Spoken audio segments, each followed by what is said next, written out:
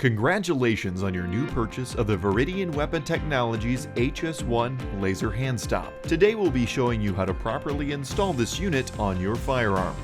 We will be installing this laser on the Springfield Armory Saint AR. However, these steps work to install the HS1 on any M-LOK rail system.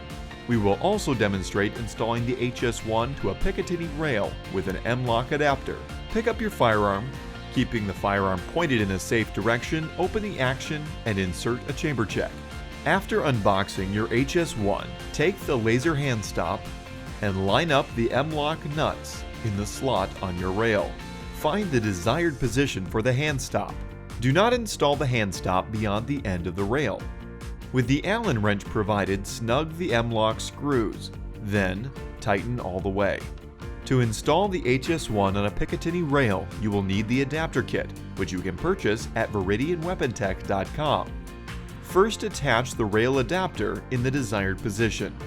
Then, attach the HS1 to the adapter.